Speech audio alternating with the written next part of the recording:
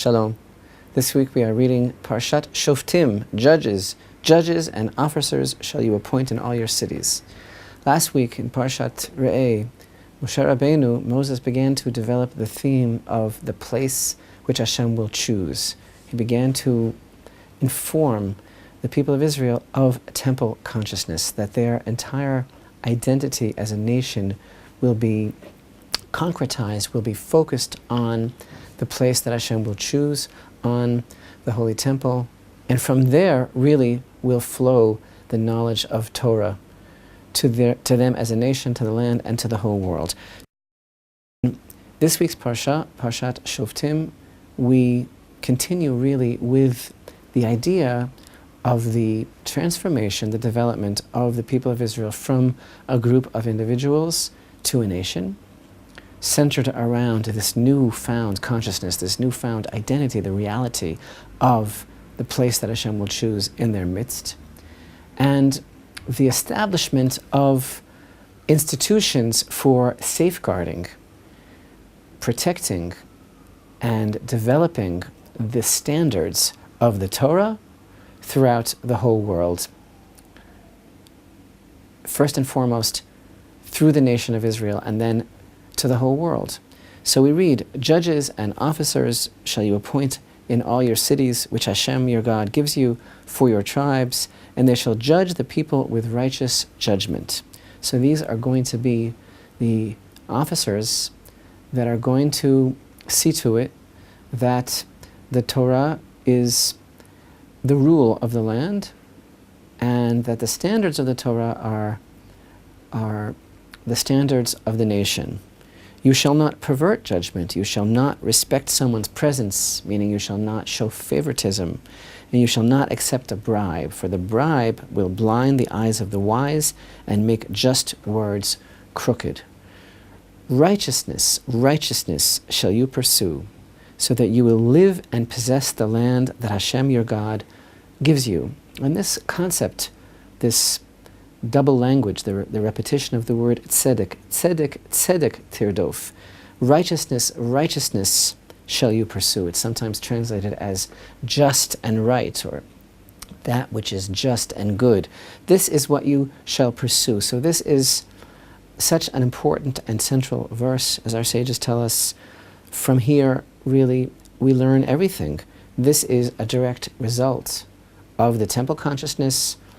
The definition of everything is going to be the pursuit of everything that is right and good, of course, according to the Torah. And that will be the key, the verse tells us, so that you will live and possess the land that Hashem your God shall give you. So, again, from the temple shall go forth the knowledge of Torah. That will be the focus of all of our attention and identity as a people. And now, again, continuing this theme of the transformation of individuals to a nation, we have the concept of the institutions that will safeguard and uphold the rule of Torah, and really the quality of our lives as this nation of God in the Holy Land. The level of our existence shall be according to the Torah. And yet still, this seems to be an obligation of every individual, because interestingly we see that the verse is really in the singular.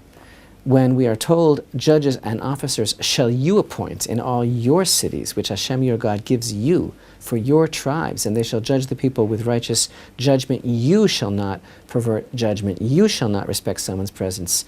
Righteousness shall you pursue, so that you will live and possess the land that Hashem your God gives you. All of this is in the singular, obviously indicating to us that the nation is still made up of individuals. But this whole idea of pursuing righteousness reminds us that Israel has one task, one goal, which is for its own sake, and that is to pursue everything that is right. This is a nation that is to be completely obsessed, completely fixated with this one idea, that everything that we're going to be involved in, whether it's in the public arena or whether it is a private pursuit, it's all going to be in accordance with God's Torah, so that you will live and possess the land that Hashem your God gives you.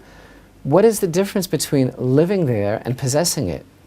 We know every word of the Torah is so deep and contains such meaning. There are two levels that are being referred to here: to live in the land and to possess it. One level is physical, to live in the land, and the other, to possess it, is a question of our sovereignty. It's the political level of our lives. And the security of the land and the security of our lives and our sovereignty is only going to be guaranteed through the pursuit of righteousness, which is what? Which is the Torah itself.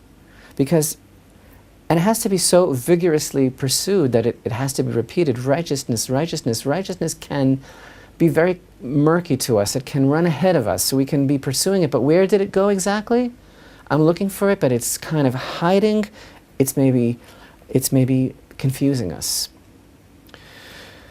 So, these verses, which are so laden with portent for the future of how this nation of individuals is going to be so centered on this consciousness. Again, it's not about the place of the temple, it's about the spirit of Hashem and the true righteousness of Torah, which is emanating from that place and which is going to be upheld now by these newly founded institutions, by the judges, by the officers.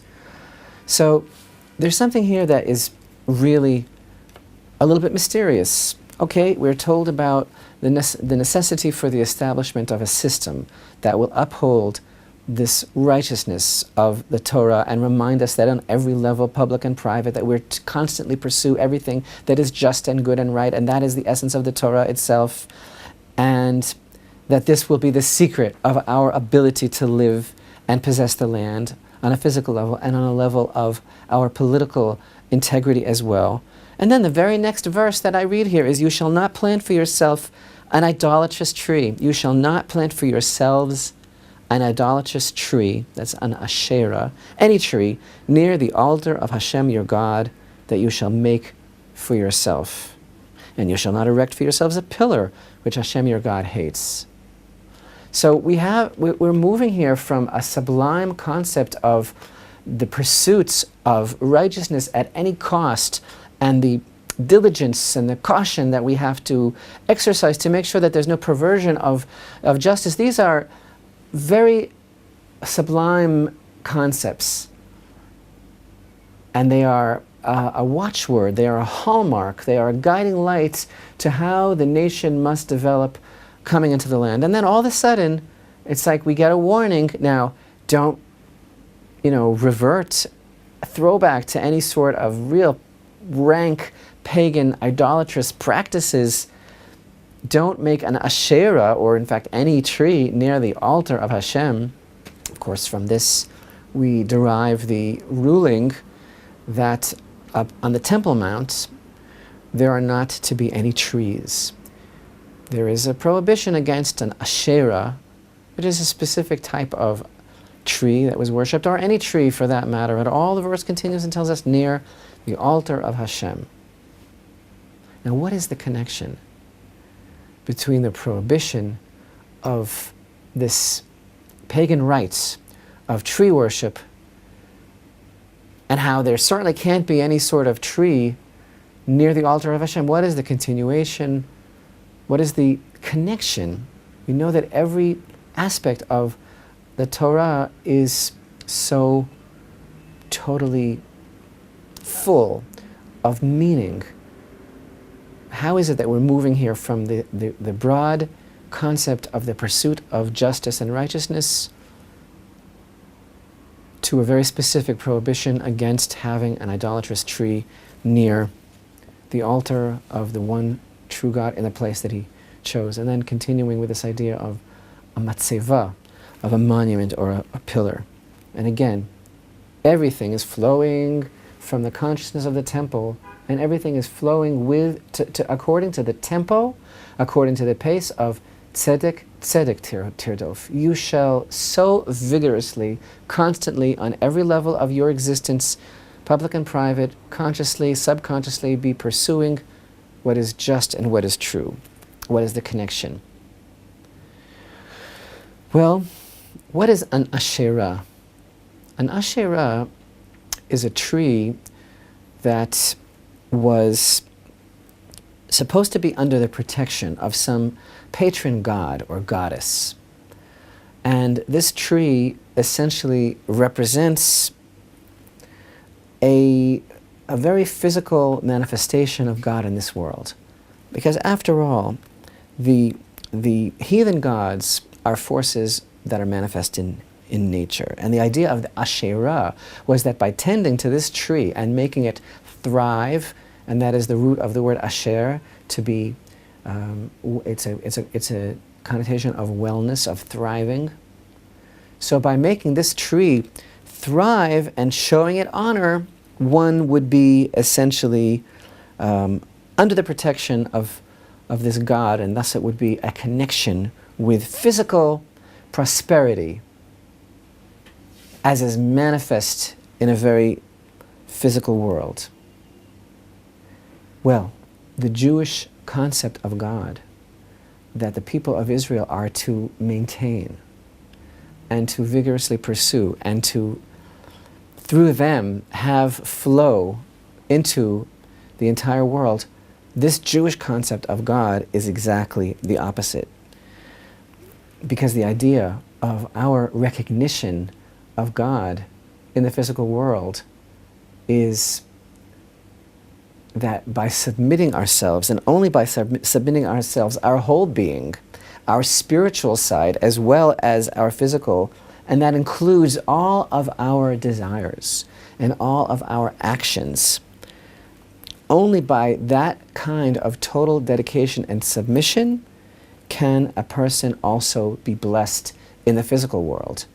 So this idea of the Asherah, the idea of the tree worship, of the worship of the God of nature, manifest in the physical world, is kind of like this pagan mindset of a shortcut, of a way to be connected holistically, they would call it. They would call it naturally, to the natural world, but without having to invest the work of self-improvement, of self-knowledge, the step-by-step devotion of real avodah, of service of God, of submitting one's entire being to the oneness of God, and being and one's being a reflection, becoming a reflection of that oneness.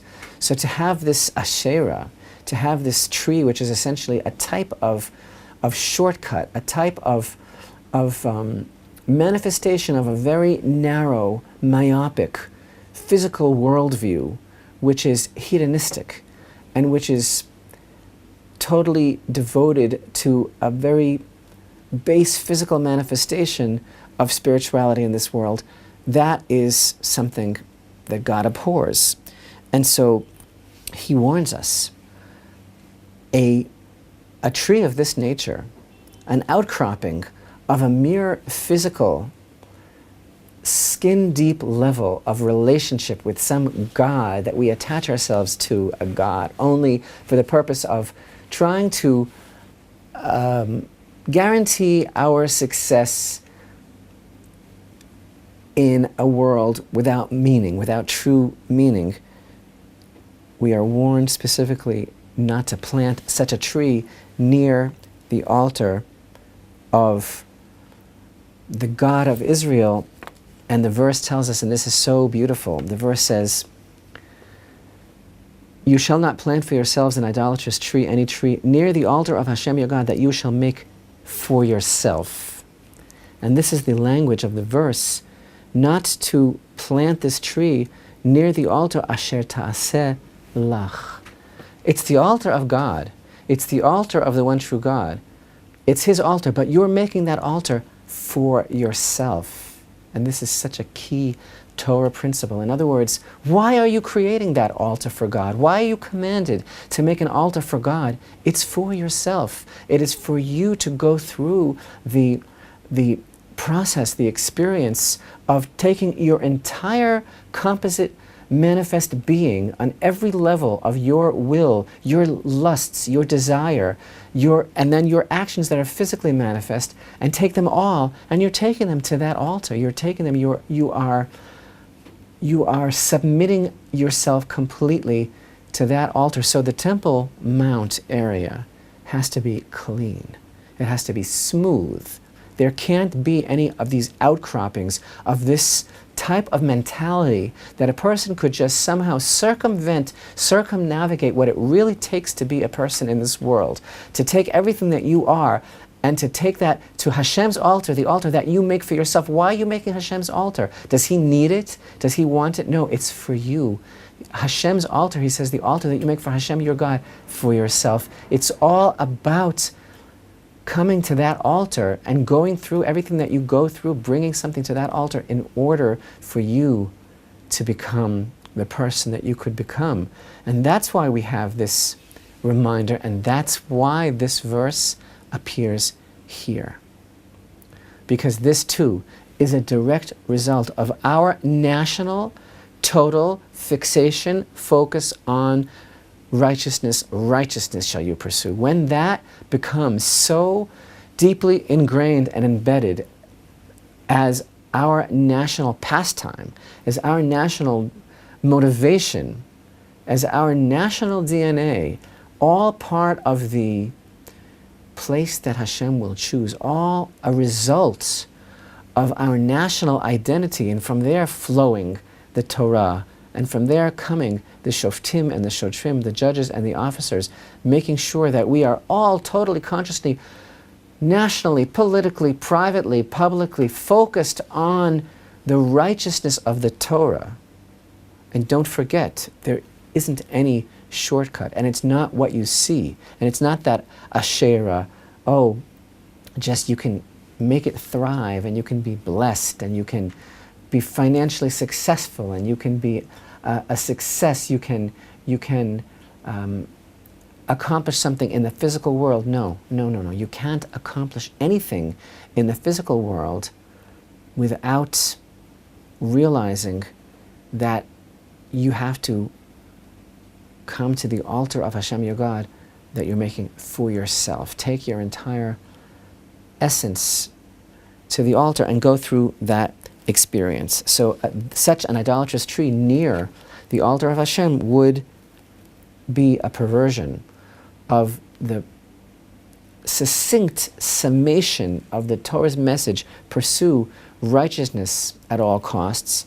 And such a tree, meaning such a take on the natural physical world as being something that you can thrive from and get into and be part of and receive its blessing without becoming the person that Hashem, your God, tells you that you can be, that would totally cloud the Jewish conception of what God is and why Hashem is bringing us to this place altogether. And thus, we have a very enigmatic statement that our sages make. Our sages actually deduce another thing in the oral tradition. Why is it that this verse, they tell us, you shall not plant for yourselves an idolatrous tree, any tree near the altar of Hashem your God, why is this connected to the previous verse, righteousness shall you pursue? They tell us, this teaches us that if a unworthy judge is appointed over the community, that is as if we planted an Asherah. What does that mean? That cryptic, enigmatic statement of our sages that if an unworthy judge, someone who is not really qualified to be a judge over the community, if you appoint such a man, well, that is in itself the prohibition of planting an Asherah near the altar of Hashem. Why is that? Because this person is not really on the level of dedication to preserving the national standard of what Israel really is all about. The awesome responsibility of what it really means to be a truly God-fearing judge or officer for Israel. He is not in tune with the national standard, just as the Asherah is a cheap fix, quick fix to undermine and to circumvent the high national standard and to try to feel whole and to try to connect to an illusion of physical blessing in this world without really adhering to the highest level of the pursuit of righteousness. And all of this, again, a direct result and continuation of that tremendous exhortation that seems to include so much righteousness. Righteousness shall you pursue. And then we find the verse, and you shall not erect for yourselves a pillar which Hashem your God hates. And this word is a matzeva. And this is also a very mysterious idea. Hashem hates a matzeva. And yet we find that before the Torah was given, and before the true establishment of the state of Israel, our holy forefathers made matzevot. They erected monuments. Avraham, Yitzchak, Yaakov erected a monument. Yet our sages tell us, in a very mysterious way, the expression is, that which was beloved for the fathers is hated for the children. After the Torah was given, after we became a nation, we became established, we come into the land of Israel, we establish the temple, God says, no, you cannot erect anymore a monument. And this too is a very beautiful insight into the entire concept that we're discussing here today. What is a matzeva? A matzeva is a monument acknowledging something that God has done for us that is manifest in nature or in history. It is a monument of acknowledging God. But a mizbeach, which is also erected by human hands, just as a matzeva, a pillar, a monument, is a few stones that are put together in acknowledgement of God. But a mizbeach is a few stones that's put together by human hands, but that is totally different. That is the true essence of Jewish worship of the one true God, that we are now authorized and entrusted with as becoming a nation and is coming into the place that Hashem will choose, because it's at the Mizbeach that we don't just acknowledge what God has done in the natural world or in history. It's where we submit our entire selves to Him. And from this time on, what was beloved for the forefathers, before the Torah was given, a matzeva, the establishment of a monument, is now God abhors for His children. He expects the nation to continue now on this path. It's no longer sufficient to recognize God's presence throughout our history and what He has done for us. Now it's necessary for us to totally submit ourselves, every aspect of our being, of our desires, of our innermost nature. It's necessary for us to submit that, and that's the experience of bringing something to the altar. And that is the national destiny of the people of Israel. That is the natural outcome of our call to pursue righteousness in totality. It will bring us to the point of not just recognizing God and never, God forbid, seeking a shortcut, but of taking that desire for righteousness to such a place on such a deep level that we are willing and able and ready to teach the world that the way to truly recognize God is to bring every aspect of our being to Him, to submit that, and to grow and to change and to elevate ourselves, and to bring that message of righteousness through the place that He will choose and through the holiness of the land of Israel, to bring that to the entire world.